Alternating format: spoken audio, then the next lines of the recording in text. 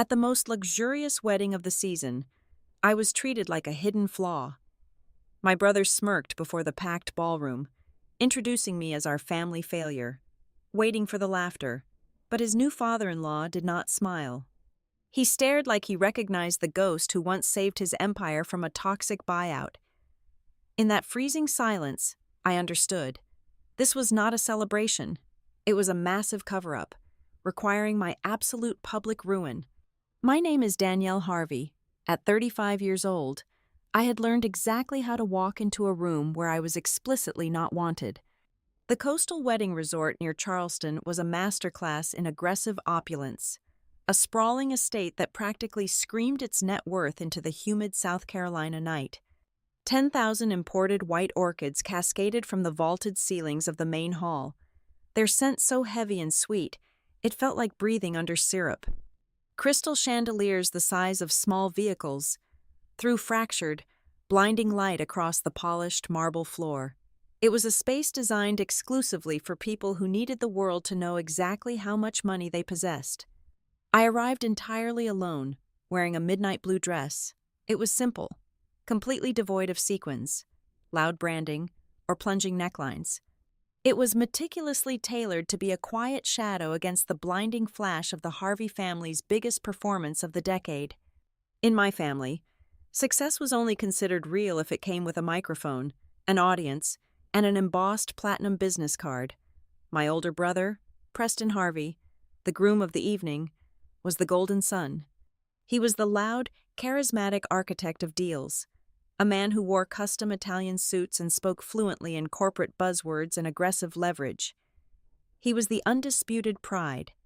I, on the other hand, was the complication they preferred not to explain at polite dinner parties. I ran a boutique consulting studio called Quiet Current Risk. My job was disaster risk analysis and real estate reserve fraud detection. I spent my days in windowless rooms dissecting structural decay, hidden environmental liabilities, and the highly creative accounting that property developers used to hide rotting foundations from naive investors. It was an invisible, unglamorous profession. I looked at spreadsheets until my eyes bled, hunting for the lie in the concrete. It was work that few people understood, but it was incredibly valuable. My independent audits had saved institutional clients tens of millions of dollars from disastrous investments. To the Harveys, however, because I did not ring a bell on a trading floor or appear in glossy business magazines, my career was viewed as a bizarre, unstable hobby. I was practically unemployed in their eyes. The seating chart waiting for me at the reception confirmed my exact status within the family hierarchy. I was not placed anywhere near the sprawling head tables adorned with gold leaf centerpieces and vintage champagne. Instead, I found my name card on a tiny wobbly table shoved firmly against the swinging kitchen doors. Every single time a waiter rushed out with a heavy tray of plates, a draft of cold, food-scented air would hit the back of my neck. I was not seated as the sister of the groom. I was seated as a mandatory compliance check, an obligation fulfilled just to avoid the scandalous whispers of an estranged family member. My mother, Linda Harvey, intercepted me before I could even take my first sip of sparkling water. She wore a heavy champagne-colored gown that probably cost more than my first car. Her eyes did a slow, clinical, and entirely unloving sweep of my dark dress. Her lips tightened into a micro-expression of deep disappointment that she had perfected over 3 decades of looking at me. "Danielle, darling," she said, her voice dripping with that specific type of southern sweetness that effortlessly concealed a razor blade. "You made it. Listen, tonight is incredibly important for your brother. Please, do not make things heavy with those confusing, morbid little topics of yours. People are here to celebrate wealth and beauty, not hear about collapsing roofs or insurance metrics. Just blend in." Before I could even formulate a response, my father, Warren Harvey, materialized right beside her. He adjusted his sharp tuxedo lapels, looking around nervously to ensure no one of high financial importance was watching us interact. "Just smile, Danielle," he instructed, his tone low, harsh, and purely transactional. "Keep it light, keep it brief. The Vales are a prominent legacy family. Do not give them any reason to think our family has any underlying psychological problems. I nodded once, keeping my face perfectly blank. I knew the script by heart. Be small, be silent, be the blurry background extra in Preston's blockbuster movie. A sudden roar of deep, booming laughter erupted from the exact center of the room. Preston was holding court. He looked immaculate, radiating the kind of polished, predatory charm that made people instinctively want to hand him their portfolios. He caught my eye through the dense crowd, and a wide, shark-like grin spread across his perfectly tanned face. He excused himself from a tight circle of hedge fund managers and strode deliberately toward my secluded corner by the kitchen. "Danny," Preston announced loudly, wrapping a heavy arm around my shoulders in a suffocating, theatrical display of sibling affection. His expensive cologne was sharp and overpowering, making my eyes water. "Sitting back here by the staff?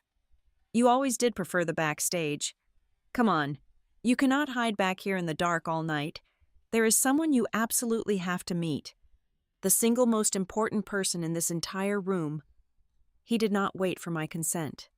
His grip on my shoulder tightened like a steel vise, and he physically steered me through the dense sea of rustling silk, glittering diamonds, and tailored wool.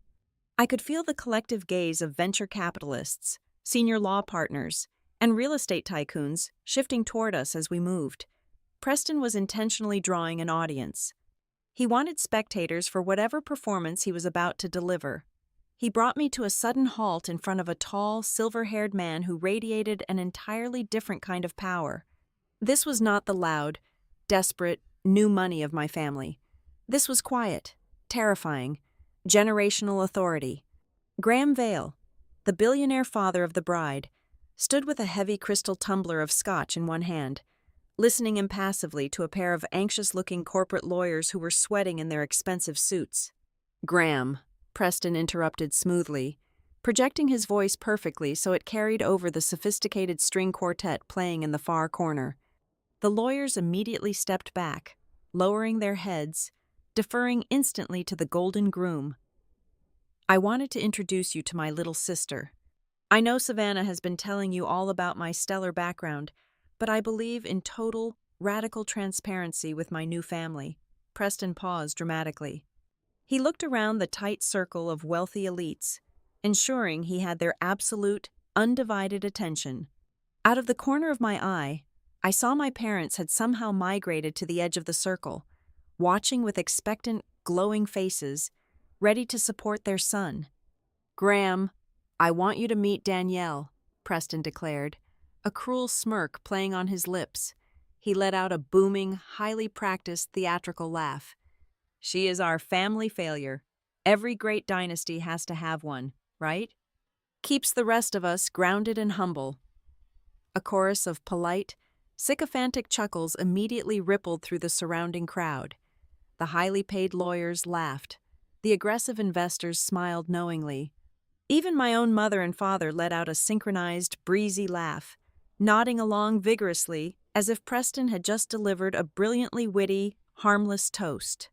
I stood frozen under the blazing crystal lights, my face burning with sudden heat, pinned down by 24 pairs of eyes looking at me with thinly veiled pity, mockery, and amusement. I was supposed to lower my head. I was supposed to shrink into the polished floorboards and accept my role as the designated loser, but the laughter did not reach the absolute center of the circle. Graham Vale did not smile. He did not chuckle. The polite, neutral social mask instantly vanished from his weathered face. He lowered his heavy glass of scotch, the ice clinking sharply in the sudden, localized silence that fell over him. His piercing, icy gray eyes locked directly onto mine, completely and utterly ignoring Preston's lingering, arrogant smirk. The air in the circle seemed to plummet 10 degrees in a single second. The sycophantic laughter died abruptly in the throats of the surrounding guests as they collectively realized the patriarch of the Vale family was not amused in the slightest. Preston's smile began to falter, confusion flashing briefly in his eyes.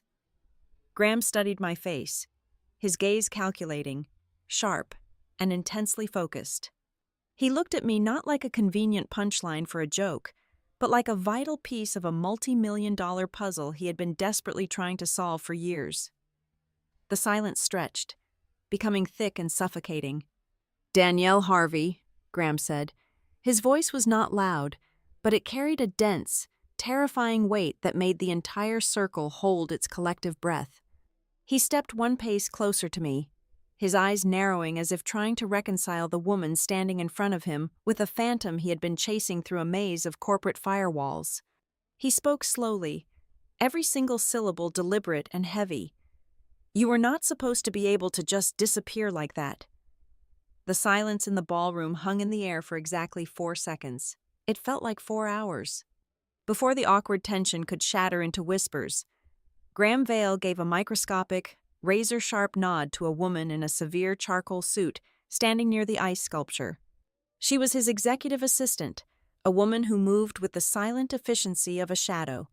Within moments, she had crossed the floor, placed a firm hand on my elbow, and steered me away from the blinding chandeliers and the sea of staring faces.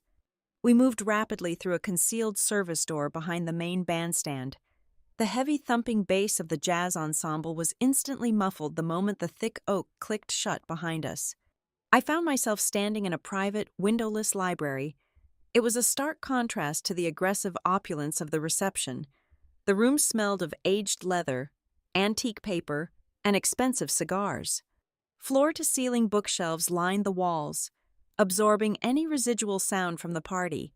It was a bunker designed for high-stakes secrets, completely insulated from the manufactured joy occurring 50 feet away. A second later, the door opened again. Graham Vale stepped inside and locked the heavy deadbolt himself with a resounding metallic click. He did not look like a man whose daughter had just married into a wonderful family. He looked like a general surveying a war room. He walked slowly toward a massive mahogany desk occupying the center of the room, keeping his piercing gray eyes locked on me the entire time. He leaned against the polished wood and crossed his arms. "I have spent a considerable amount of time and resources looking for you," Graham said, his voice stripped of all the polite, societal warmth he had been projecting outside. I stood my ground near the door, my heart hammering a frantic rhythm against my ribs. Though I kept my posture perfectly rigid, I did not ask him what he meant. I let the silence do the heavy lifting. Graham let out a sharp exhale. He explained that years ago, Vale Meridian Holdings was on the brink of acquiring a massive portfolio of coastal properties. It was a deal championed by his top executives, rubber-stamped by the best valuation firms on the East Coast. Then, a highly detailed, anonymous memo appeared in the inbox of his lead legal counsel.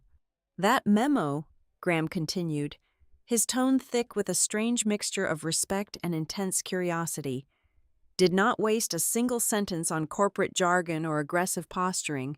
It was pure, unadulterated data. It tracked concrete degradation, falsified environmental impact reports, and buried liabilities that my own team of highly paid analysts had completely missed.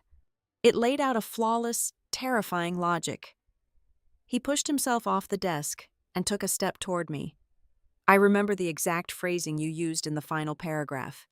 You wrote that if Vale Meridian closed that deal, we would be swallowing a financial corpse wearing makeup. That specific sentence haunted me for 3 nights. I pulled the plug on the acquisition at the 11th hour.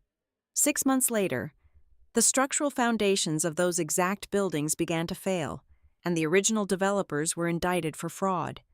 You saved my empire tens of millions of dollars." I swallowed hard, the memory of those late nights staring at my battered laptop flooding back. "I was a low-level contract worker," I said quietly, keeping my voice steady. "I saw a discrepancy in the structural integrity reports that did not match the financial projections. I just did the math." "You did more than the math," Graham countered sharply. "You saw the lie. My legal team spent 8 solid weeks trying to track down the author of that memo, but the records were deliberately fragmented. The email was routed through a temporary, untraceable server. The name Danielle Harvey only flashed once on a routing slip before it was scrubbed from the system entirely. I thought you were a phantom. Until tonight, when your brother decided to use you as a punchline. The mention of Preston brought a sharp, bitter taste to the back of my throat. Graham noticed the micro-expression of disgust on my face and seized upon it. He walked over to a crystal decanter, poured a single finger of amber liquid into a heavy glass, and did not offer me one. He needed a clear head. "I am seeing the exact same ghosts again," Graham stated, his voice dropping an octave, carrying the weight of a severe threat. Vale Meridian is currently in the final stages of a massive merger with Copper Ridge Communities. It is the largest acquisition we have attempted in a decade. On paper, it is a flawless expansion into the luxury condominium market, but the numbers are too clean. They feel sterilized. He took a slow sip of his drink, his eyes never leaving mine. "I suspect an internal infection. Someone inside my own house is aggressively inflating asset values. They are bending post-storm repair data to make severely damaged properties look fully stabilized. Worse, I believe they are manipulating the reserve funds, shifting capital expenditure out of the appropriate accounts and turning those hidden losses into private, off-the-books gains." I immediately understood the mechanics of the fraud he was describing. It was my exact specialty. By hiding deferred maintenance and artificially boosting the reserve funds, an insider could make a failing property look highly profitable right up until the moment of the sale. Once the ink dried, the buyer would be stuck with the massive, inevitable repair bills, while the seller walked away with a heavily inflated payout. "Why are you telling me this?" I asked, though the dreadful realization was already forming like ice in my stomach. Graham set his glass down with a heavy thud. "Because of the timing, and because of the architecture of the deal. After this wedding, your brother is slated to become the new, dynamic face of the merged entity. He is being positioned for a massive leap in executive power.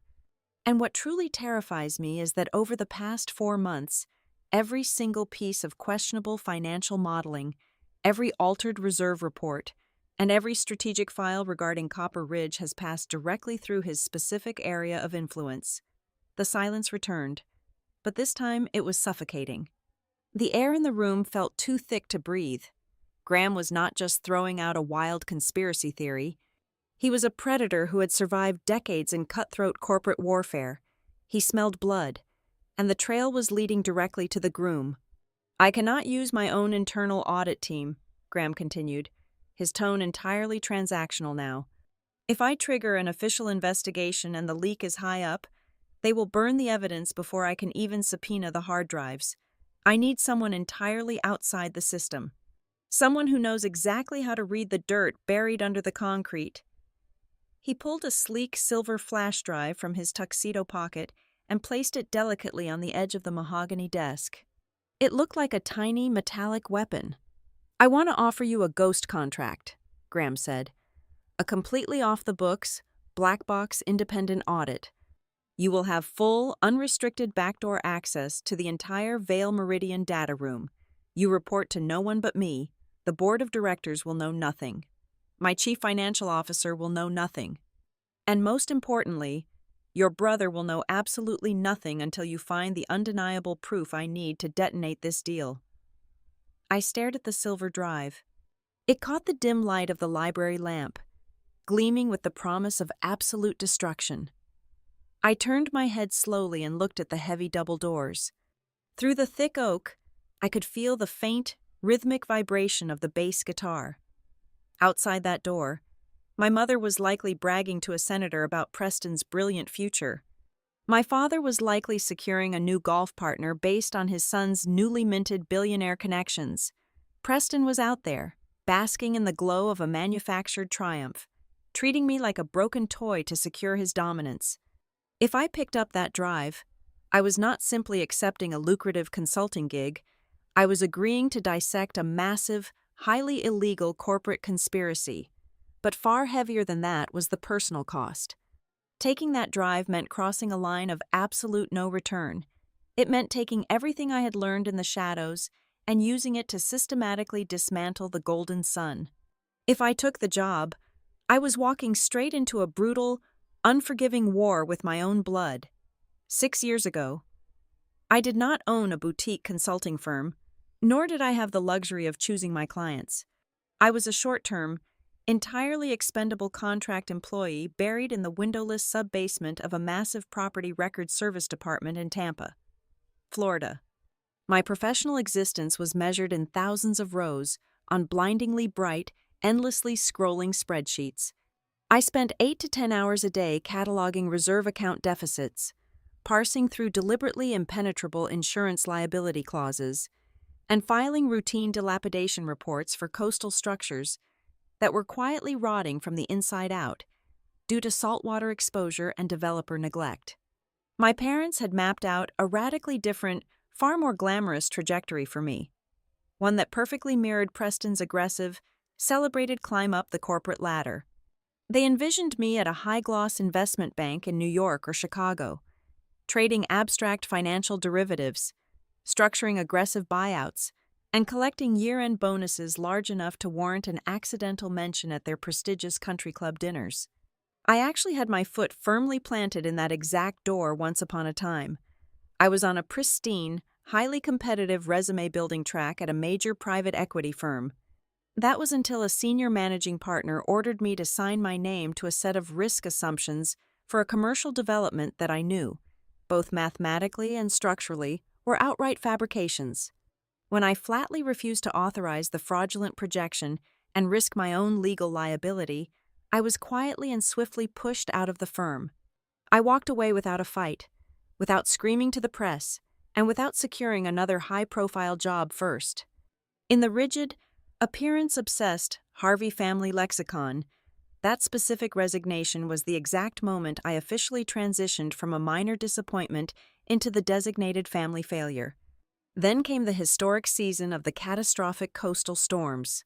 After a particularly brutal, slow-moving hurricane battered the Florida coastline for 3 straight days, my cramped cubicle desk in Tampa was flooded with post-storm appraisal documents and rapid recovery filings. That was when I first began to notice the terrifying pattern. A massive portfolio of high-density coastal condominiums was being prepped for rapid acquisition by an out-of-state holding company, and the requested valuations were absolutely staggering.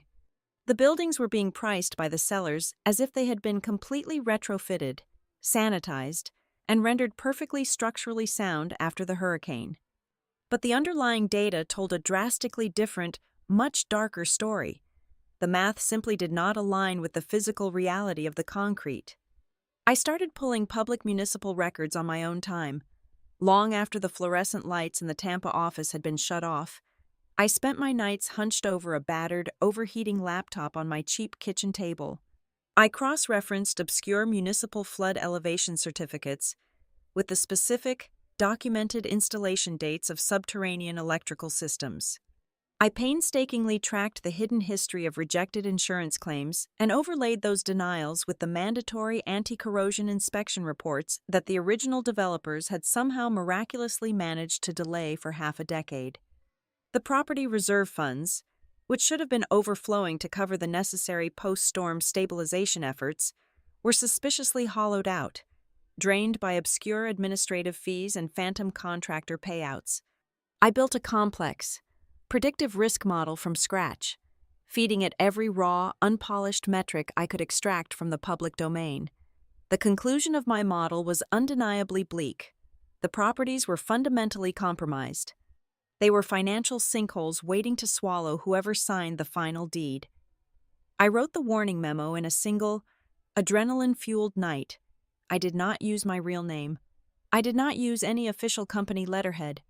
I stripped away all the polite corporate phrasing and simply compiled the hard logic, the unassailable data points, and the terrifying financial reality of the impending collapse. I routed the document through a temporary, heavily encrypted email service and sent it directly to a general transaction inquiry address I managed to scrape from the Vail Meridian corporate website. I did not expect a personal reply. I did not expect a financial reward or a hero's welcome. I simply could not sit in my humid apartment and watch a massive financial time bomb tick down to zero without at least trying to cut the wire. Days turned into weeks, and then months bled into a year. I was met with total, suffocating silence.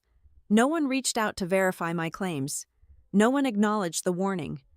For a very long time, I assumed my highly detailed analysis had been automatically intercepted by a corporate spam filter or casually deleted by an annoyed, overworked intern. I truly believed my effort, much like every other dissenting opinion or warning I had ever voiced within my own family, had been tossed directly into the trash. But instead of letting that profound silence break my spirit, I used it as the foundational concrete for my own independence. I abruptly quit the dead-end contract job in Tampa. I took the incredibly small amount of savings I had accumulated and legally registered quiet current risk. I stopped trying to fit into the polished, loud, aggressively social world of traditional finance that my brother dominated. Instead, I leaned entirely into the gritty, unglamorous reality of forensic data analysis. I built an independent consulting studio dedicated exclusively to tearing apart fraudulent reserve ledgers, exposing deliberate insurance discrepancies, and dragging hidden structural liabilities out of distressed real estate assets. My new clients were quiet, fiercely private institutional funds who paid me exceptionally well to operate in the shadows and help them avoid catastrophic, billion-dollar mistakes. Naturally, my family completely failed to comprehend the nature of my profession. Because I worked out of a modest home office, did not wear expensive power suits to glass boardrooms, and refused to discuss my clients by name, they aggressively branded my career as unstable gig work. Whenever distant relatives asked about my progress during tense holiday dinners, my mother would lower her voice into a register of deep pity and vaguely mention that I was doing freelance computer tasks, making it sound as though I were fixing broken hard drives for minimum wage. My father would quickly change the subject back to Preston's latest golf handicap. They desperately needed me to remain a cautionary tale. My perceived failure was the necessary dark background required to make Preston's loud, ostentatious success shine even brighter.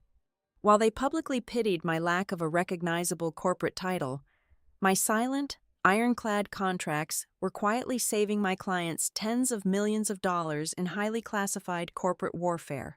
Now, returning to the stark reality of the present, I sat perfectly still at the small, wobbly wooden desk inside the rented guest cottage at the far edge of the sprawling resort. Through the thin, poorly insulated walls, I could still hear the faint, thumping bass line of the extravagant wedding reception where my family was currently toasting to a fraudulent prince. The contrast between their loud illusion and my quiet reality was sharp and absolute. I pulled the sleek silver flash drive from my dark clutch purse. My hands were perfectly steady, entirely devoid of the anxiety that usually plagued me around my family. I plugged the drive into the secure port on the side of my heavily encrypted laptop and watched closely as the hidden Veil Meridian data room loaded onto my screen. Folder after folder of highly restricted financial models, pending merger agreements, and internal reserve projections populated before my tired eyes. The screen illuminated the dark, unfamiliar room with a harsh, cold blue light. I adjusted my screen brightness, cracked my knuckles in the silence, and leaned in toward the glow. Years ago, I had screamed a warning into the void and walked away, assuming nobody cared, but tonight was entirely different. Tonight, the billionaire patriarch himself had explicitly invited me inside the most guarded vault in his empire. I promised myself one thing as the very first complex spreadsheet opened on my desktop. If anyone in my family was currently building a massive cathedral of lies using altered numbers, I was going to find every single structural flaw, and I was going to bring the entire thing crashing down on their heads. The first folder I opened was the master index for the Copper Ridge Communities portfolio. I bypassed the glossy executive summaries, the heavily sanitized pitch decks, and the beautifully designed risk assessment overviews. Those were marketing materials. Fairy tales written for institutional investors who preferred pretty graphs over hard truths. I dug straight into the raw, unsterilized ledger files.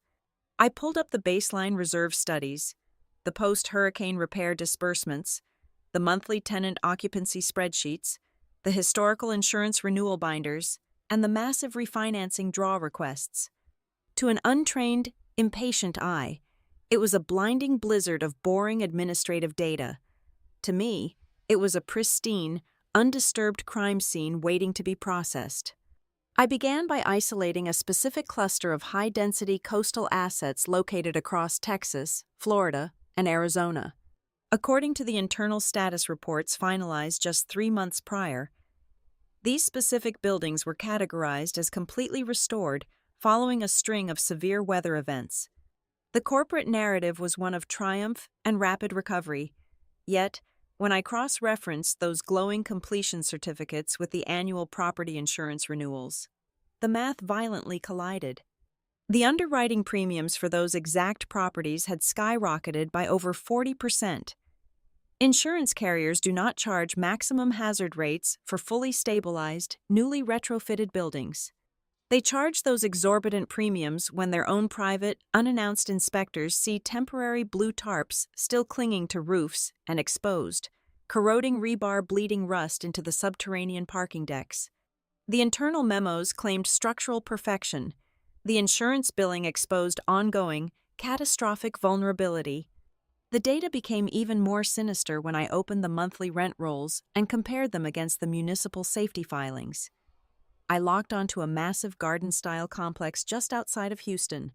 The internal tenant ledgers proudly reported an occupancy rate of 98% during the exact same 4-month window that the municipal construction permits stated the primary residential blocks were structurally unfit for human habitation due to extensive water damage and toxic mold remediation. There were only 2 possible explanations, and both were legally disastrous. Either they were booking phantom rental income from non-existent tenants to artificially inflate the operating revenue for the merger valuation, or far worse, they were actively leasing structurally condemned, hazardous units to desperate families just to keep the cash flow moving on paper. It was a deadly contradiction between corporate greed and basic human safety, buried under layers of spreadsheet tabs. I tracked the capital flow, moving deeper into the property reserve accounts. These funds were legally supposed to act as untouchable safety nets, pools of liquid capital held strictly for major structural repairs and end-of-life component replacements. Instead, I watched the balances plummet to practically zero right before major investor capital calls. The ledgers showed the money bleeding out through a relentless series of vague, unitemized emergency maintenance invoices. Then, almost magically, those empty reserve buckets were suddenly refilled using highly leveraged bridge loans secured through obscure secondary legal entities.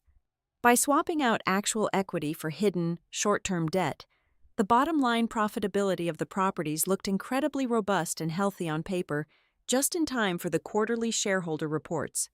It was financial alchemy, turning a massive, rotting liability into an illusion of solid gold. The bleeding capital had to have a destination. I ran a high-speed frequency analysis on the vendor payout logs across all 50 properties in the portfolio.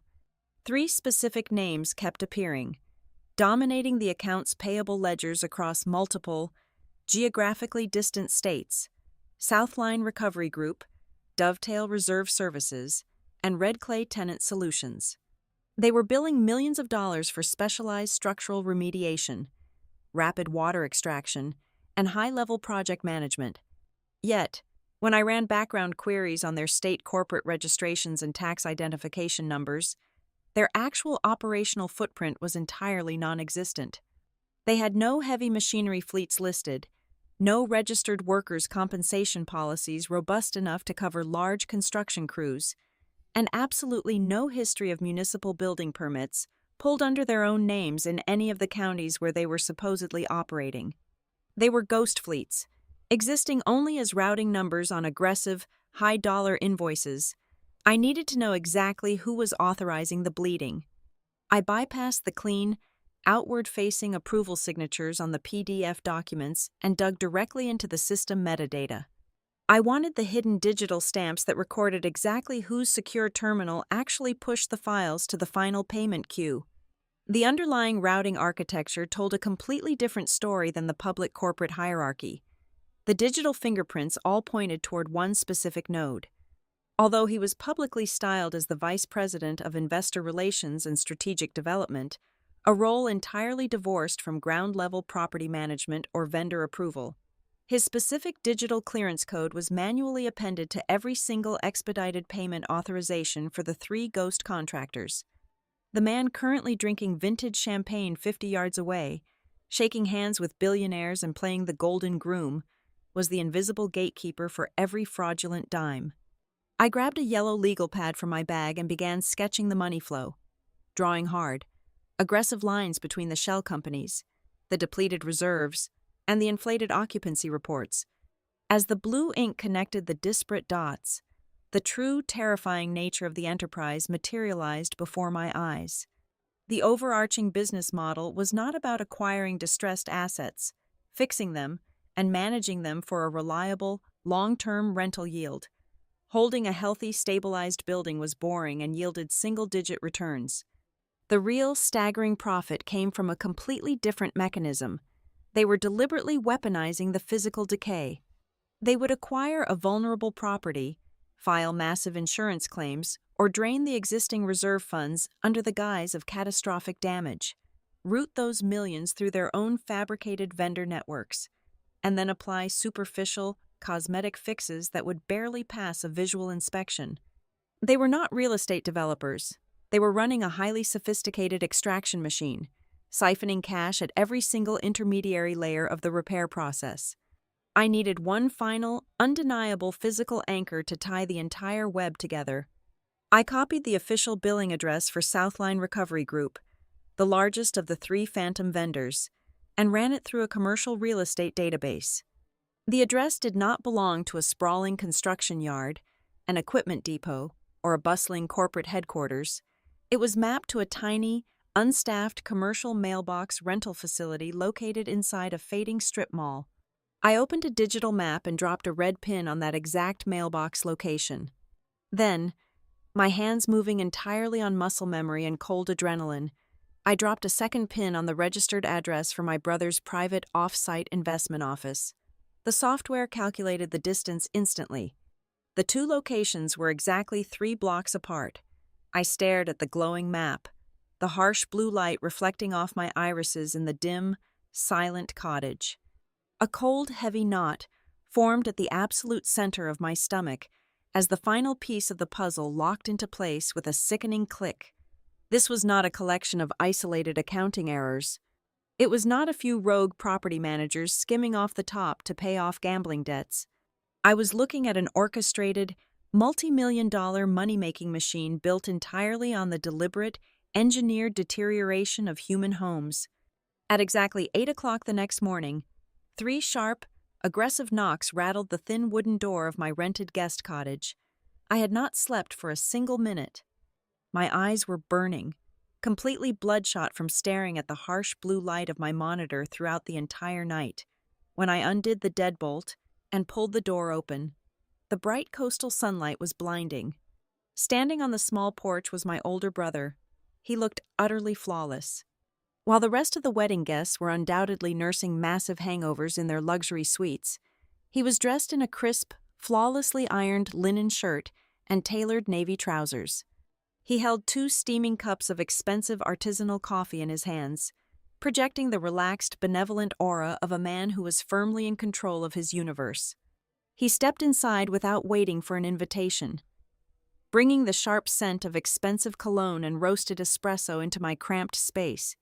He placed 1 cup on the small kitchen counter and took a slow, deliberate look around the room, his eyes lingering on my heavily encrypted laptop resting on the dining table. "You look terrible," he noted casually, taking a sip of his coffee. "I assume our new father-in-law gave you a little side project last night. He has a habit of collecting strays who make him feel like he is still the smartest man in the room." I leaned against the doorframe, keeping my arms crossed. I did not touch the coffee he brought. "Graham is getting old," he continued, walking slowly toward the window, adopting a tone of faux sympathy. "His mind is slipping into severe paranoia. He built his empire in the late 90s, and he simply does not understand how modern deal architecture actually functions. He looks at creative financial structuring and highly leveraged liquidity events, and he panics. He calls it fraud because he is terrified of an industry that has entirely outpaced him." I did not argue. I did not raise my voice or fall into the familiar, exhausting trap of trying to defend my own sanity. I simply walked over to my desk, picked up a single sheet of printer paper, and slid it across the wooden surface toward him. It was the digital map I had generated hours earlier. There were only 2 red pins printed on the page. One marked the commercial mailbox for his ghost contractor, and the other marked his private investment office. The printed text at the bottom clearly stated the exact distance between them was 3 city blocks. He looked down at the paper. He did not gasp. His flawless posture did not falter. He simply let out a short, hollow sigh, shaking his head as if dealing with a stubborn employee. He was not shocked that I had uncovered the mechanism of his theft. He was only mildly annoyed that I had mapped the physical infrastructure so quickly. "You always were incredibly fast," he murmured, picking up the paper and folding it neatly into a small square. "But you only ever look at the numbers. You never look at the people attached to them. You miss the human leverage." He placed the folded paper into his pocket and turned to face me fully. The mask of the charismatic golden boy completely vanished, replaced by something cold, sharp, and brutally pragmatic. "Let me explain the actual architecture of this merger," he said, his voice dropping into a register of quiet menace. 4 months ago, I needed a massive injection of bridge capital to secure the foundational leverage for my side of this portfolio. Traditional banks were moving too slowly. So, I used a private credit line. A very large, highly aggressive, personal credit line. He paused, letting the silence stretch just long enough to ensure I was listening to every single syllable. "I did not sign the primary guarantee," he stated softly. "Mom and Dad did. They put up their entire retirement portfolio, the primary house, and the lake property as collateral to back my play. They believe in my vision. They believe in the family legacy. If you detonate this merger and trigger a federal audit, I will face some legal turbulence. Sure, but our parents will be completely wiped out. They will lose absolutely everything within 30 days. The air in the room suddenly felt incredibly thin. A cold wave of nausea washed over me. He had not just built a financial fraud, he had built a human shield, using the 2 people who worshipped him to block any incoming fire. Before I could process the sheer cruelty of his strategy, my cell phone began to vibrate violently on the counter. The screen lit up with my mother's contact photo. He gestured toward the phone with a smug, knowing tilt of his head. "Go ahead. Answer it. They already know you are poking around where you do not belong." I picked up the device and pressed it to my ear. I did not even have the chance to say hello. "Danielle," my mother's voice hissed through the speaker. It was not the sweet, passive-aggressive tone from the wedding reception. It was pure, unfiltered panic wrapped in deep resentment. "Your brother just called us. What exactly are you doing? Why can you never just let things be? For once in your 35 years of life, please do not ruin the future of this family just because you always have this desperate, sick need to prove that you are right." My father grabbed the phone on the other end. "Listen to me," he barked, his voice tight with fear. "Preston has this under control. It is high-level corporate finance. You do not understand how these big transactions work. Stand down. Do not destroy your mother and me over your petty jealousy." I slowly lowered the phone and ended the call without speaking a single word. In that precise moment, standing in the quiet morning light, a lifetime of painful family dynamics finally clicked into perfect, terrifying clarity. For decades, they had labeled me as difficult. They called me tense, abrasive, and totally incapable of fitting in. I suddenly realized those labels were not character flaws. They were preemptive defense mechanisms. By branding me as the unstable, paranoid failure, my family had successfully neutralized my voice before I could ever speak out against the toxic, rotting foundation of our home. They needed me to be broken so they could remain perfect. Preston watched the realization wash over my face. He smiled, a genuine, terrifying smile, sensing that the psychological blow had landed perfectly. "Now that we understand the actual stakes," he said smoothly, stepping closer, "let us discuss a much better path forward. I do not want to fight you. I have always respected your raw analytical capability. The newly merged Vale Meridian entity is going to need a chief risk officer, a highly compensated, extremely prestigious executive position. It comes with a corner office, a massive equity stake, and the kind of total respect you have been begging for your entire life. He reached out and tapped the lid of my closed laptop. All you have to do is take the data you pulled last night and rewrite the narrative, he offered, his voice dripping with poisonous honey.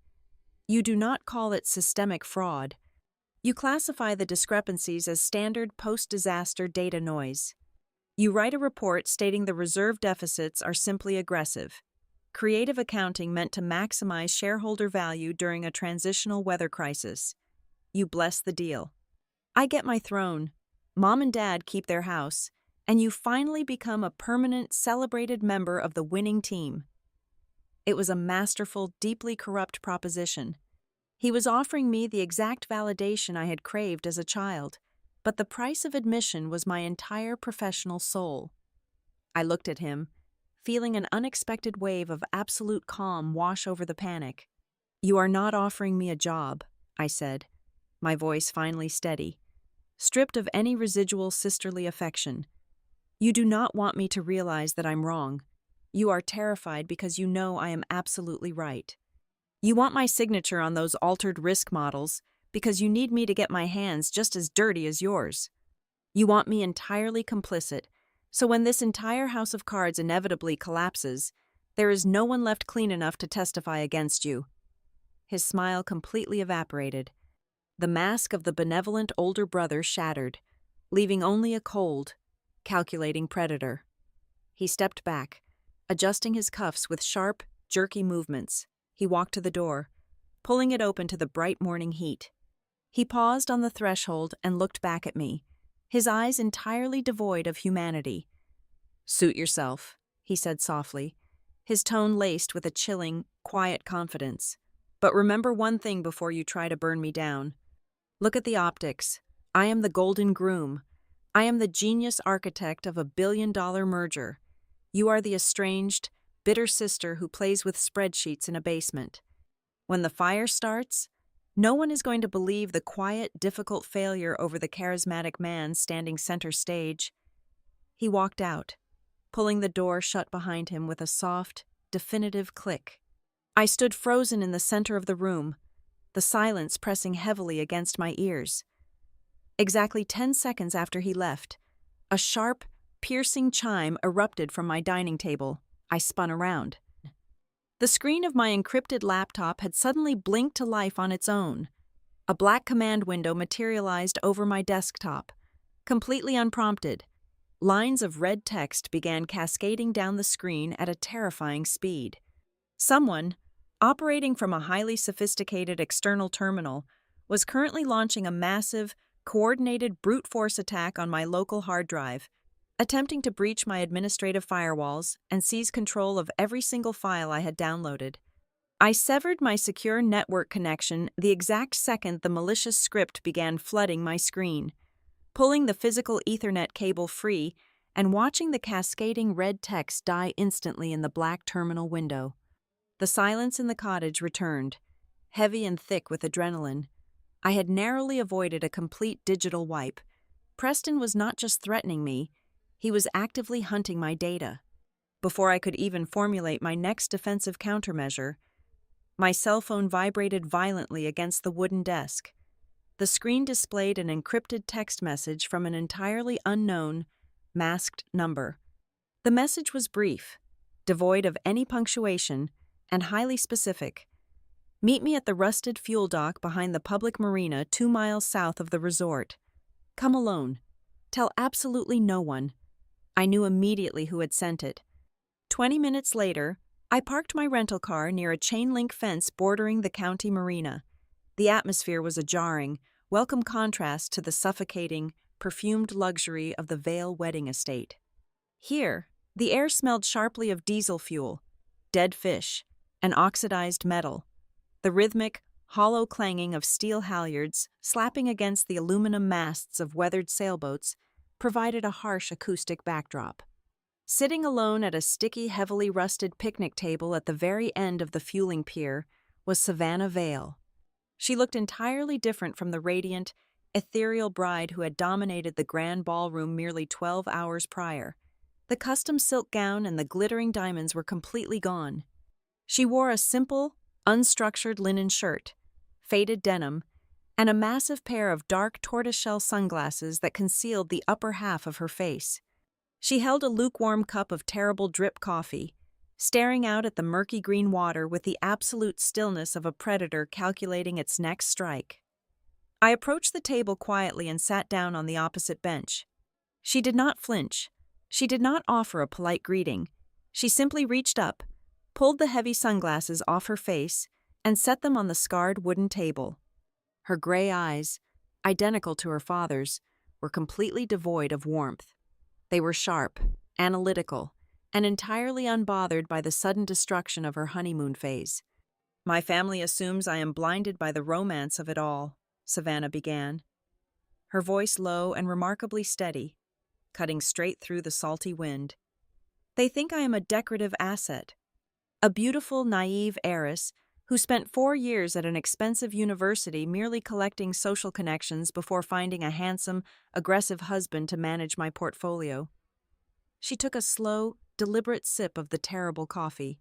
"I hold dual master degrees in corporate law and advanced wealth preservation," she stated coldly. "My graduate thesis was a 400-page deconstruction of irrevocable generation-skipping trust structures. I do not love blindly. Danielle, I do not do anything blindly." I leaned forward, resting my forearms on the sticky table. I was instantly recalibrating my entire assessment of the woman sitting across from me. She was not a victim in Preston's narrative. She was an active, highly dangerous player who had been quietly watching the board. "You knew something was structurally wrong with the merger," I said softly. "I knew something was wrong with the groom," Savannah corrected, her lips curling into a tight, humorless line. "Preston is a masterclass in aggressive charisma. He can charm a boardroom into handing over the keys to the treasury within 45 minutes. But I started pushing him during private conversations, just casual, innocent questions at dinner. I asked him about the specific catastrophic insurance deductibles on the Texas properties. I asked him about the sluggish post-hurricane asset recovery timelines. I asked him how they were handling the reserve normalization ratios leading up to the final valuation." She leaned closer, dropping her voice lower. The charm evaporated instantly. The second you ask him a question that requires verifiable, granular data rather than a visionary pitch, his eyes go completely dead, he gets defensive, then he gets patronizing. He tried to tell me those metrics were too dense for someone outside the operational grind. Savannah reached into her oversized canvas tote bag and pulled out a thick, cream-colored manila envelope. She slid it across the rusted table until it touched my hands. "Open it," she commanded. I unclasped the envelope and pulled out a heavy stack of legal documents. It was a secondary addendum to their prenuptial agreement, drafted entirely outside the purview of the primary Vale family legal counsel. I scanned the dense, complex paragraphs, my eyes immediately locking onto a highly unusual equity transfer clause buried deep in the 7th section. According to the legal framework laid out on the page, if the marriage successfully passed the 36-month mark without a formal separation filing, Preston would be granted an automatic, irrevocable transfer of active voting proxy rights over a massive legacy holding company within the Vale portfolio. It was a company that controlled the primary voting shares for the board of directors. The realization hit me with the force of a physical blow. The lavish $10 million wedding was not a celebration of love. It was not even a standard networking event. It was a highly calculated legal milestone. It was the physical deployment of a Trojan horse. Preston was using the marriage certificate as a legitimate corporate mechanism to bypass Graham Vale entirely and embed himself permanently into the ultimate power structure of the family empire. Once he secured those proxies, he would be untouchable, free to siphon resources and manipulate valuations with absolute impunity. "He does not want to work for my father," Savannah whispered, watching my eyes widen as I digested the legal terminology. He wants to replace him. He could not have built this entire architecture alone, I said, sliding the terrifying document back into the envelope. He needed a high-level accomplice inside your father's house. Someone with supreme financial authority to sign off on the altered reserve funds and push the fraudulent contractor payments through the auditing software without triggering the internal alarms. Savannah nodded slowly, a look of deep disgust washing over her features. 2 months ago, I was looking over the preliminary merger disclosures in the home office. One of the senior executives walked in, poured herself a drink, and placed a hand on my shoulder. She used that awful, condescending tone older women sometimes use when they think you are out of your depth. She explicitly told me not to worry my pretty head by looking too closely at the reserve normalization appendices. She said it was just messy, transitional accounting, and that I should focus on the floral arrangements. Who was it? I demanded, though the mathematical logic in my head was already pointing toward the only logical position on the organizational chart. Audrey Bell, Savannah replied, her tone turning to ice. The chief financial officer of Vale Meridian. The stakes had just escalated from a localized family crisis into a full-scale corporate war. If the CFO was actively complicit, the corruption was not just a leak, it was the entire plumbing system. Audrey Bell controlled the corporate treasury, the compliance software, and the internal audit schedules. She could legally incinerate evidence faster than any federal investigator could draft a subpoena. I looked across the table at Savannah. We were two incredibly capable, highly intelligent women trapped inside the gravitational pull of my brother's suffocating ego. We both deeply resented being utilized as stepping stones in his manufactured success story. Yet, despite this mutual revelation, the air between us remained heavy with a necessary, protective caution. I did not tell her about the ghost contractors or the commercial mailbox I had mapped. She did not tell me exactly what her father had authorized her to do. We were building an alliance based entirely on mutual destruction, but neither of us was ready to place all our cards face up on the rusted table. Savannah reached back into her tote bag. Her hand emerged holding a small, heavily scratched black USB drive. She placed it deliberately in the exact center of the table. Preston is aggressive, but he is also incredibly paranoid, she explained, her eyes darting briefly toward the parking lot to ensure we were still entirely alone. 4 months ago, he shattered the screen of his primary phone. While he was waiting for the replacement, he used an older backup device. He was sloppy. He left the temporary device synced to an unencrypted, secondary cloud storage account that shared a routing protocol with our home network. I quietly downloaded the entire historical backup before he realized his mistake and wiped the server. She tapped the black plastic casing of the drive with her manicured fingernail. He did not just spend the last 2 years preparing this fraudulent merger. Danielle, he spent it preparing a comprehensive exit strategy in case someone managed to pull the curtain back. I picked up the drive. It felt impossibly heavy, carrying the digital weight of my brother's darkest secrets. We parted ways without a handshake or a formal goodbye. We simply stood up and walked to our respective cars in total silence. I drove back to my rented cottage, locked the heavy wooden door, and pulled the blinds tightly shut against the midday sun. I refused to plug the foreign drive into my primary, targeted machine. Instead, I pulled an old, air-gapped burner laptop from the bottom of my suitcase. It had absolutely no network interface cards enabled, making it completely invisible to any external tracking or remote wiping commands. I inserted the scratched black drive. The screen flickered as the directory populated. I bypassed the weak, generic passcode protecting the primary partition and opened the master directory. There were thousands of files. Email drafts, encrypted voice notes, hidden banking ledgers, and offshore routing numbers. But my eyes bypassed the financial data and locked instantly onto a single, heavily fortified subfolder isolated at the very bottom of the directory tree. I felt the blood drain completely from my face as I read the title of the folder. It was named DH Containment. He had not just planned a financial escape route. He had meticulously designed a customized, weaponized contingency plan aimed directly at me, anticipating my interference long before I even knew the crime was taking place. My initials were the foundation of his final firewall.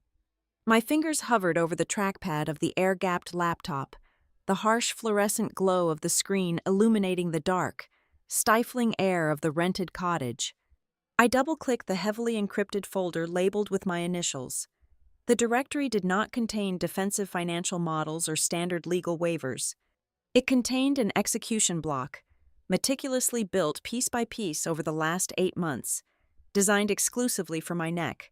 I opened the first subfolder and found a cache of audio files.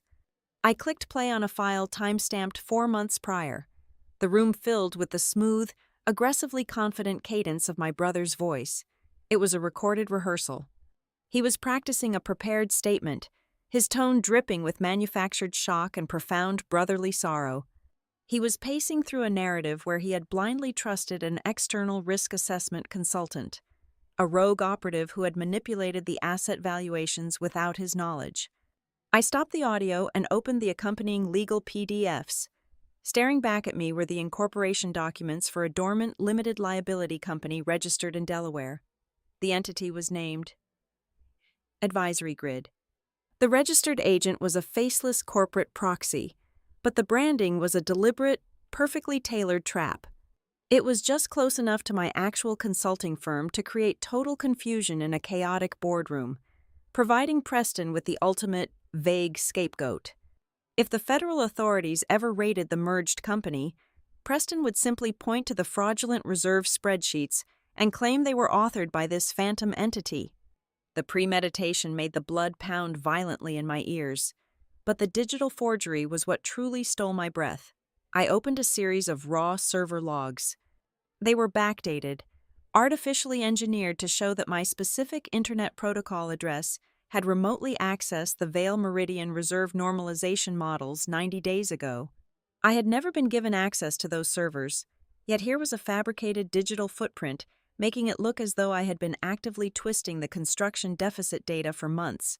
Tucked neatly beneath the logs were heavily revised draft emails intended for the board of directors. In these drafts, Preston did not just accuse me of negligence. He painted a picture of a deeply disturbed, obsessed sibling. He had somehow connected the dots regarding the anonymous warning I had sent to Vail Meridian 6 years ago. Instead of viewing that act as a demonstration of my competence, he had weaponized it. The drafts describe me as a bitter, unstable woman with a documented history of unauthorized corporate interference. Someone who hacked into high-level systems, created massive financial crises, and then attempted to play the hero. He was not merely trying to escape the blast radius of his own fraud. He was actively planning to feed me to the federal prosecutors so he could walk away entirely clean. I shoved the laptop into my leather bag and left the cottage. The tropical heat hit me like a physical wall as I walked quickly toward the main resort building. I bypassed the crowded terraces and used a service elevator to reach Graham Vail in his private penthouse suite. When I laid the printed evidence of the containment folder on the heavy glass table, I watched a terrifying transformation take place. The polite, sophisticated billionaire vanished, his face flushed with pure, unadulterated rage. He reached for the heavy brass phone on his desk, his jaw set like granite, fully prepared to summon his security detail and physically throw Preston and the chief financial officer off the property. I lunged forward and slammed my hand down on the receiver, breaking the connection before he could dial a single number. I had to speak fast, forcing my voice to remain clinical and detached. I explained that firing them now would be an unmitigated disaster. Audrey Bell controlled the entire internal compliance architecture of the company. If Graham tipped his hand and initiated a hostile termination, Audrey would instantly recognize the threat. Within 24 hours, she could trigger a routine, scheduled server maintenance protocol that would permanently incinerate every single piece of metadata, every altered invoice, and every forged signature connecting her and my brother to the stolen reserve funds. We would be left with a multi-million-dollar hole in the balance sheet and absolutely no legal proof of who dug it. Graham slowly removed his hand from the phone. The volatile anger in his eyes crystallized into something much colder and far more dangerous. He understood the tactical disadvantage. Within 2 hours, Graham had quietly mobilized his own shadow war room. We could not use anyone on the Vale Meridian payroll, so he brought in independent mercenaries. Celia Rourke, a ruthless, highly specialized e-discovery lawyer, arrived through a private loading dock.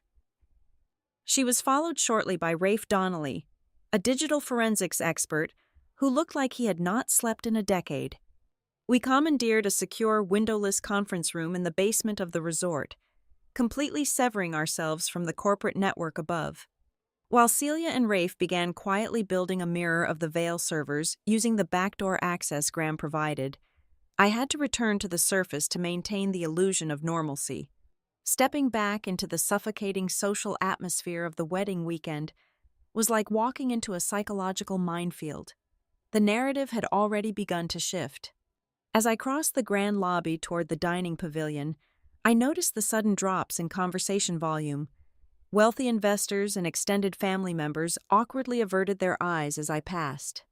A soft, highly coordinated smear campaign was rapidly spreading through the resort. Preston had deployed his countermeasure. He was preemptively poisoning the well, whispering to anyone who would listen that his sister was going through a severe mental health crisis, that I was bitterly jealous of his success, and that I had become dangerously erratic. He was building the social foundation for my execution. I retreated to a secluded balcony overlooking the ocean, desperate for a moment of quiet, when my phone vibrated in my palm. The caller identification displayed my mother's name. I answered it, expecting another demand for compliance. The voice on the other end was heavy with dramatic exhaustion, dripping with a toxic blend of pity and profound disappointment. She did not ask how I was doing. She did not ask why people were suddenly whispering about me in the lobby. "Your brother is under an immense amount of pressure, Danielle," she said, her tone sharp and reprimanding. "He is trying to secure the legacy of this entire family, and you are wandering around the resort looking like a storm cloud. He told us you are trying to pick apart his transaction. I simply do not understand you. For once in your life, can you just stop needing to be right?" The question hung in the humid air, suffocating and deeply cruel. It was the final, defining summary of my entire existence within the Harvey family. They did not care about the truth. They only cared about the performance. I did not yell. I did not attempt to explain the massive legal liability currently hanging over their heads. Nor did I mention the dormant proxy company holding my name. The urge to defend myself, an urge that had dictated my behavior since childhood, simply evaporated. "Goodbye, Mother," I said softly, my voice completely flat. I ended the call and blocked her number.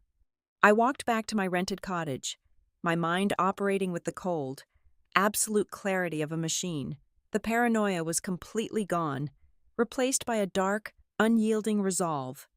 I sat down at my desk, pulled 3 heavy-duty, military-grade external hard drives from my bag, and began the tedious process of cloning the entire Vale Meridian data room. I copied the backdated logs, the fraudulent contractor invoices, and the containment folder. I encrypted the drives with a multi-layered biometric key. I packed one drive securely in my luggage, hid the second drive inside the hollow base of the cottage television stand, and prepared to hand the third drive directly to the forensics team. I was completely isolated, cut off from my bloodline, but as the data transfer reached 100%, I knew I was holding the only weapon that actually mattered. The subterranean conference room felt like a concrete submarine operating well past its designed crush depth. The air was stale, humming with the relentless thermal exhaust of 4 high-powered forensic workstations. Celia Rourke and Rafe Donnelly moved through the cloned Vale Meridian data room with a silent, terrifying efficiency. They were not merely looking at isolated spreadsheets anymore. They were mapping the entire circulatory system of a massive financial infection. I stood behind Rafe, watching the glowing network graphs expand across his monitors.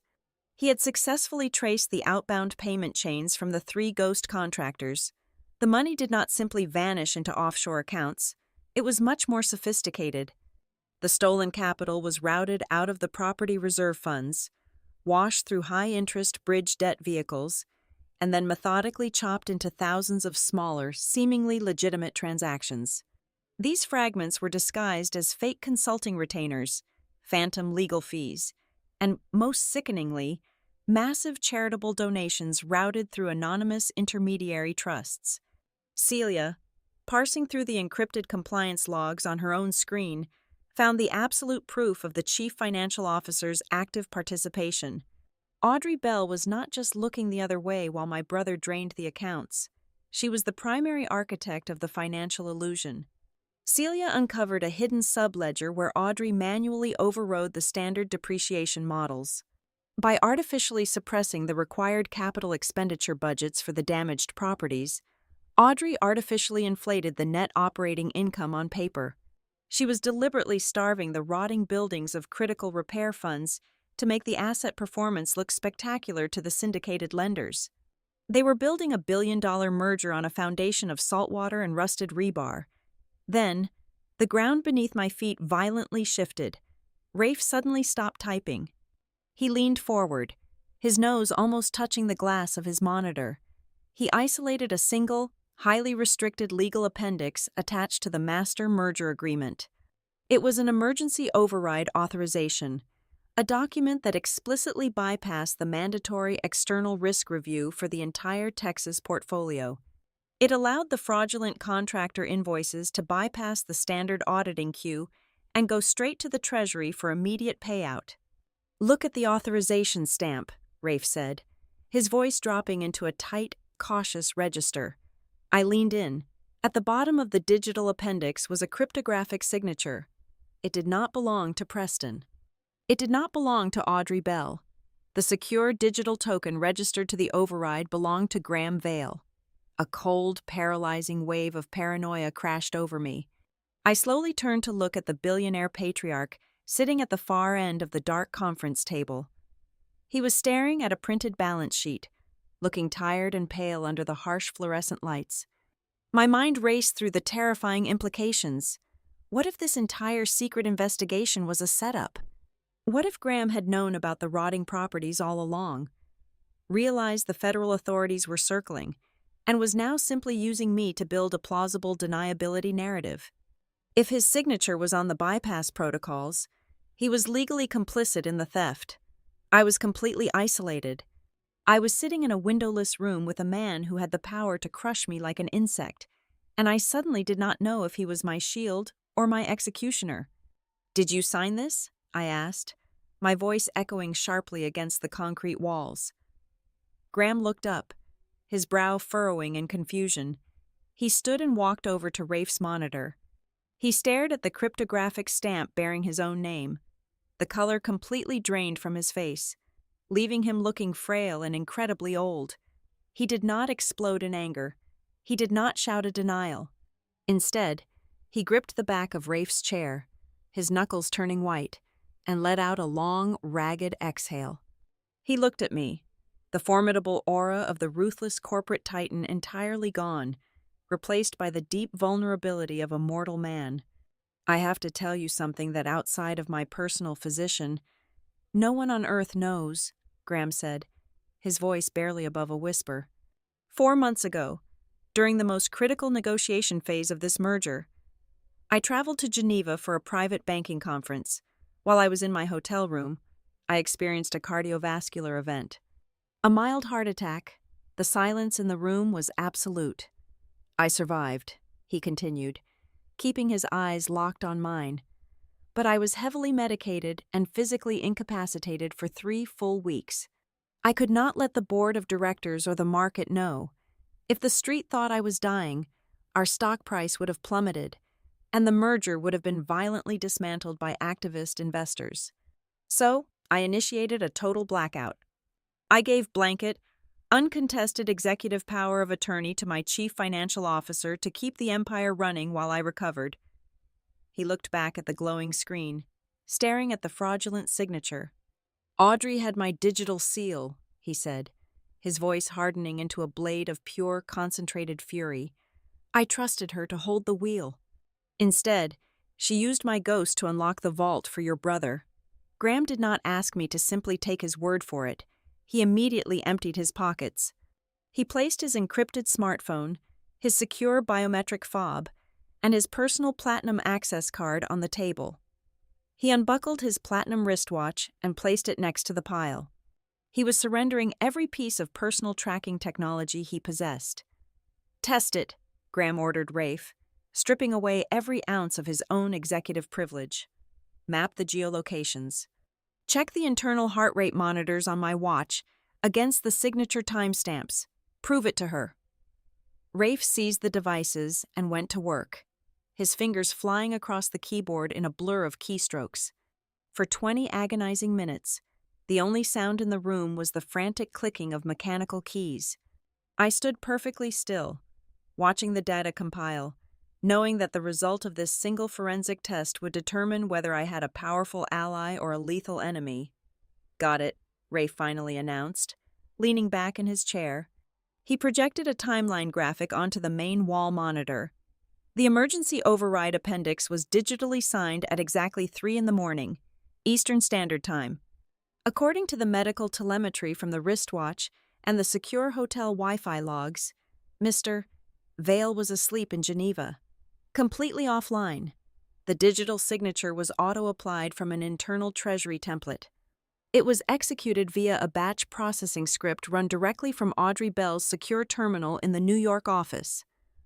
The suffocating pressure in my chest finally cracked. The digital forensics had completely cleared the patriarch. Graham was not the architect of the collapse. He was the primary victim of a silent coup. He had temporarily handed the keys to his kingdom to a trusted general, and she had immediately opened the gates for an invading thief. But the relief was incredibly short-lived. Celia stood up from her workstation, dropping a thick stack of printed routing protocols onto the table. Her expression was grim. "We have a massive logistical problem," Celia stated, pointing to a highlighted paragraph on the top page. "The final escrow release for the Copper Ridge acquisition is heavily automated.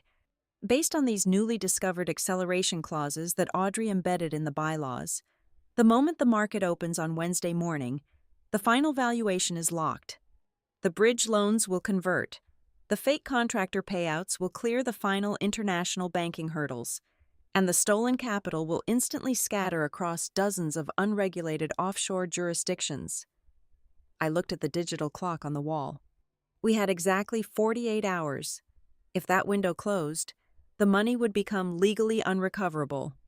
The properties would begin to structurally fail within the year. The federal indictments would rain down on the innocent board members, and Preston would trigger his containment strategy, burying me under an avalanche of fabricated evidence. We had the smoking gun, but we did not have enough time to quietly dismantle the bomb through standard legal channels. The tension in the bunker reached a boiling point, made infinitely worse by the surreal, manufactured reality playing out directly above our heads. I opened a secure browser window and pulled up the primary social media feeds of the wedding guests. My screen was instantly flooded with high-resolution, professionally edited photographs of my family. There was my mother, draped in diamonds, raising a glass of vintage champagne. There was my father, grinning widely alongside powerful politicians. And there was Preston, the golden son, holding his beautiful new bride, perfectly embodying the image of an unstoppable financial genius. The financial press was already running glowing editorial pieces about the ultimate power marriage, cementing the Harvey and Vale legacy for the next century. They were dancing and drinking on the top deck of a magnificent luxury liner, completely unaware that directly beneath their feet, in the dark, flooding engine room, I was staring at the massive, catastrophic hole my own brother had torn into the hull. The financial sinkhole was yawning wide open, and within 48 hours, it was going to drag every single one of those smiling faces down into the absolute dark. We did not hand the cloned drives over to the federal authorities immediately. Dropping a fragmented digital trail onto a prosecutor's desk would only trigger a slow, bureaucratic grind lasting for years.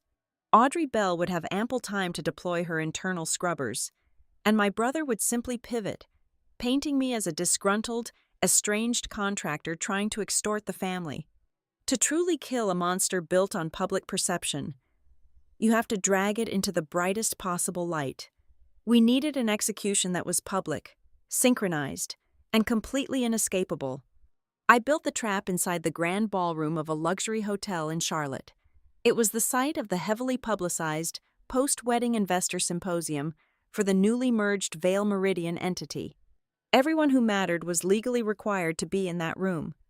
The entire board of directors, the primary syndicate lenders, the senior operating partners, and the external legal counsel would all be seated at the same mahogany tables. It was the perfect, high-stakes theater. Graham engineered the critical window of opportunity. Early that morning, he utilized his highest executive clearance to quietly pause the final escrow disbursement. He masked the freeze as a routine, technical reconciliation issue regarding a minor currency fluctuation in one of the secondary holding accounts. It was a mundane bureaucratic excuse, but it bought us exactly what we needed. The money was trapped in a transactional purgatory, unable to clear into the offshore accounts, creating a very narrow, highly volatile time frame for me to present the truth before the lenders forced the release. Savannah played her role flawlessly. To the public eye, she was the radiant, fiercely supportive new wife, standing by her golden husband as he prepared to address the financial elite. But behind the closed doors of their executive suite, she was actively starving him of the one thing he desperately needed. She continuously found trivial, polite excuses to delay signing the secondary trust amendment. She claimed her hands were too shaky from the wedding exhaustion, or that she wanted her personal estate lawyer to review one minor clause just one more time. She was smiling at him while expertly holding his ultimate prize just out of reach, keeping his anxiety spiked and his focus entirely fractured. Down in the secure staging room behind the main auditorium, Celia Rourke was finalizing the physical architecture of our ambush. We knew that the moment I started speaking, Audrey Bell or Preston might attempt to kill the power to the projectors or trigger a fire alarm to force an evacuation. To counter this, Celia prepared heavily sealed, personalized manila envelopes for every single member of the board of directors and the lead syndicators. Each envelope contained the hard copies of the forged signatures, the backdated access logs, and the phantom contractor invoices. If they tried to blind the digital presentation, the physical proof would already be resting directly in the laps of the people whose money was being stolen. Beside her, Rafe Donnelly was calibrating his live metadata demonstration. He was not just going to show them static screenshots. He had rigged a secure, isolated network bridge that would allow him to actively trace the fraudulent digital footprints in real time. He was prepared to visually connect the device logs, the forged cryptographic signatures, the shell email accounts, and the outbound payment flows, drawing an undeniable, brightly colored line directly back to the very executive sitting in the front row. My own strategy was entirely psychological. I knew that if I walked onto that stage and immediately launched into a fiery accusation against my own brother, the room would instantly write me off as a hysterical, jealous sibling. I had to strip all the emotion, all the family history, and all the betrayal out of my voice. I decided to open the presentation not with the criminals, but with the concrete. I would start with the undeniable, ground-level reality of the physical assets. I would show them photographs of buildings that had never been repaired, but were billed for maximum structural overhauls. I would show them the municipal condemnation notices for properties that their internal ledgers claimed were at maximum tenant capacity. I had to make the wealthy investors feel the physical rot of their own investments before I revealed the faces of the architects who built the lie. 30 minutes before the symposium was scheduled to begin, the suffocating reality of my family dynamics attempted one final intervention. I was standing in a quiet, carpeted alcove near the service elevators, reviewing my opening sequence on a tablet, when I heard the familiar, heavy footsteps approaching. I looked up to see my mother and father marching down the corridor. They were entirely uninvited to this specific closed-door corporate event, but they had undoubtedly leveraged their status as the parents of the groom to bypass the security checkpoints. My mother's face was a mask of sheer, desperate panic. She reached out, attempting to grab my wrist, but I stepped back smoothly, breaking the physical contact before it could happen. "You need to stop this right now," she hissed, looking around frantically to ensure no one was within earshot. "We know you managed to get yourself on the speaker schedule. We know you are planning to make a scene. Do not do this. Do not make a big deal out of whatever minor accounting errors you think you found. You are going to ruin your brother's entire life." My father stepped forward, trying to project his usual booming authority, though his voice trembled slightly. "Listen to your mother. This is not a game. This is real business. You are out of your depth, and you are acting entirely out of spite. Walk away. Go home." I looked at the two people who had raised me. I looked at the profound terror in their eyes, realizing that they still fundamentally believed the illusion. They were terrified of the scandal, completely oblivious to the massive federal prison sentences hovering over their own heads because of the collateral they had signed away. I felt a brief, hollow pang of pity, but my resolve did not waver for a single second. I did not argue. I simply turned my back on them and walked away, leaving them standing helplessly in the empty hallway. As I approached the heavy double doors leading into the backstage area of the main auditorium, a tall figure stepped out from the shadows, blocking my path. It was Preston. He did not look flawless anymore. The perfectly tailored suit seemed slightly too tight across his shoulders. There was a fine sheen of sweat on his forehead, and the aggressive, shark-like confidence had been replaced by the frantic, calculating energy of an animal backed into a corner. He knew Graham had frozen the escrow. He knew I was on the docket to speak. He knew the trap was closing. He stepped close to me, dropping his voice into a hushed, urgent whisper. "You win," he said, holding his hands up in a gesture of surrender. "You proved your point. You are smarter than all of us. But you do not have to burn the house down to prove it to the world." He leaned in closer, attempting to deploy the ultimate emotional bribe, the one thing he thought I had been desperate to hear for my entire life. "If you walk away right now," Preston bargained, his voice cracking slightly with desperation, "if you cancel this presentation and go back to your hotel, I will stand up on that stage and give you everything. I will publicly apologize to you in front of every billionaire, every investor, and every family member. I will tell them I was wrong. I will tell them you are brilliant. I will undo every single joke, every insult, and every humiliation I have ever put you through. I will give you the respect you want. Just do not open that laptop." I stood perfectly still, looking up into the eyes of the man who had tormented me for decades. 5 years ago, that offer might have broken me. It might have been enough to make me fold. But standing there, carrying the weight of the absolute truth, I saw the offer for exactly what it was. It was not remorse. It was not guilt. It was a calculated, transactional bribe. He was trying to buy his freedom using the currency of my own childhood trauma. I looked him dead in the eyes, my expression as cold and unyielding as the concrete foundations he had falsified. "I do not want your apology," I said, my voice steady and completely devoid of mercy. "I want your empire." I pushed past him, my shoulder catching his chest, and walked into the backstage prep room. Through the heavy curtains, I could hear the low, rumbling hum of the wealthy crowd taking their seats in the auditorium. The board members were settling in. The syndicators were opening their notepads. Out of the corner of my eye, I saw Savannah standing near the edge of the heavy velvet curtain, watching the crowd through a small gap. She did not look at her husband, who was still standing frozen in the hallway behind me. She reached down to her left hand. With a slow, deliberate motion, she slid the massive, flawless diamond wedding ring off her finger. She did not hesitate. She dropped the heavy ring into her small silk clutch, snapping the metal clasp shut with a sharp, definitive click. The symbol of the alliance was gone. She turned, caught my eye, and gave me a single, microscopic nod. She had chosen her side, and the board was finally set for the slaughter. I walked up the carpeted steps to the main stage. The auditorium was a sea of bespoke suits and skeptical faces. I adjusted the microphone.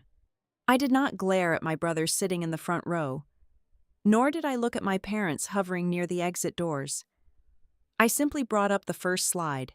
It was a standard, painfully boring risk matrix. "Good morning," I began, my voice perfectly level.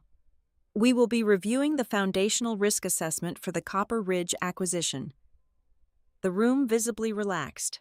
A few bankers checked their phones. This was what they expected. I let them sit in that comfortable boredom for exactly 60 seconds.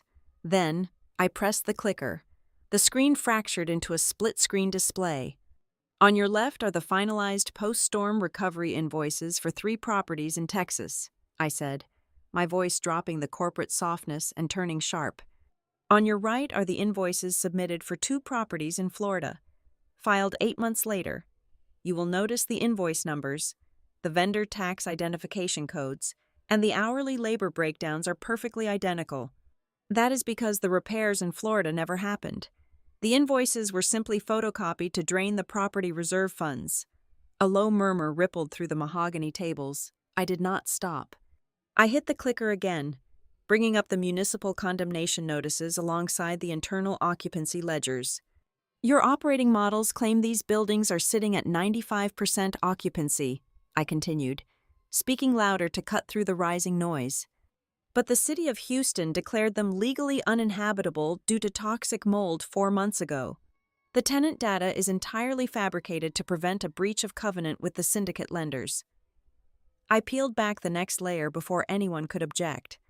I displayed the corporate filings for the 3 ghost contractors, the photograph of the commercial mailbox located 3 blocks from my brother's private office, and the circular flow of bridge debt used to artificially inflate the net operating income.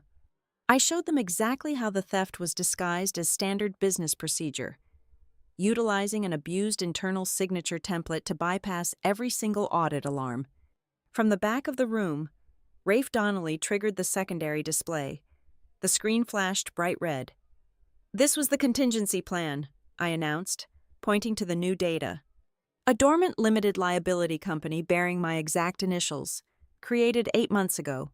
Alongside it are backdated server access logs and drafted emails designed to frame me, an outside consultant, as the sole architect of this fraud. When the federal investigators inevitably arrived—" "Turn that screen off!" my brother roared, leaping from his leather chair. His face was a mask of violent rage. He pointed a trembling finger at me. "She is insane. She is a bitter, estranged sibling with a documented history of mental instability. She hacked our servers to build this delusion." He waited for the room to back him up. He waited for his bride to reach for his hand. Instead, Savannah stood up. She did not look at her father. She looked directly at the board of directors.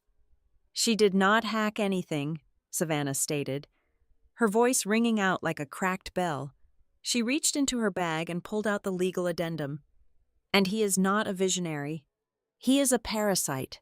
This is a prenuptial appendix he tried to force through, designed to irrevocably transfer the Vale family proxy voting rights to his personal holding company after 36 months of marriage. He was not just stealing the real estate reserves, he was preparing a hostile takeover of my father's entire board." Total chaos erupted. Audrey Bell shot up from her seat, her face pale with terror. She threw her hands in the air, trying to shout over the screaming bankers. "This is a misunderstanding of the post-disaster chaos," Audrey shrieked defensively. "The normalization process was incredibly disorganized. We had to push things through quickly." Celia Rourke stepped out from the wings, holding up a thick stack of printed metadata logs. "Then why did your specific terminal manually override the executive digital signature protocols at 3 a.m, on the exact week your chief executive officer was hospitalized in Geneva? You kept the side letters completely off the audit trail, cornered, suffocating, and watching his entire empire burn to ash in under 5 minutes. My brother made his final, fatal mistake. He turned back to the stage, slamming his fist onto the table. "You cannot prove the physical repairs were faked," he screamed, losing every ounce of his polished charm. The Corpus Bay Tower flooded twice. We had to pull emergency funds because the lower-level electrical room was destroyed again. I gripped the edges of the podium, staring down at him with absolute, terrifying calm. "How could it be destroyed again?" I asked softly, my voice carrying cleanly through the sudden, deathly silence of the room. The internal reports state it was elevated and waterproofed during the first repair. A repair that cost $2 million. He froze, his mouth opened, but no sound came out. The blood drained entirely from his face as his own words caught up to him. He had just admitted that the electrical room flooded a second time because the first multi-million-dollar repair was never actually done. It was a detail only the person who fabricated the original invoice could possibly know. He had just confessed in front of a room full of federal lenders. Graham Vale stood up. He did not yell. He did not need to. He simply looked at the chief legal counsel sitting to his right. "The merger is permanently halted," Graham ordered, his voice echoing like a gavel strike. "Freeze every single escrow account immediately. Contact the Federal Financial Crimes Division. And remove those two from my building." Security guards materialized instantly, converging on the front row. As they grabbed his arms, I looked past the stage, toward the heavy exit doors. My mother and father were standing there, clinging to each other, their faces completely hollow. In that moment, the devastating truth finally broke through their lifelong delusion. They realized that by blindly protecting their golden child, they had actively helped him construct a guillotine for their daughter. They saw the monster they had cultivated, and they knew that their precious collateral, their home, and their retirement were now completely gone. The realization destroyed them, but it came decades too late for me to care. An hour later, the auditorium was empty.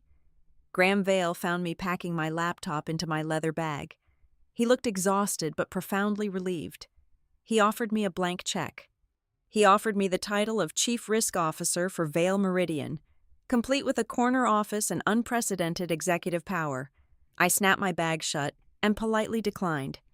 I did not need a shiny corporate title to validate my existence.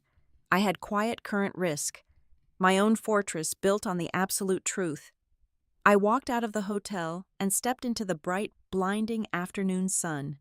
For the first time in 35 years, my shoulders felt completely light. I did not need my family to understand me. I did not need them to call me a success, because today, I finally understood the truth. Being called the family failure was never a life sentence. It was simply the desperate, pathetic confession of a man who needed a shadow to hide his own rotting soul. Thank you for listening to this story.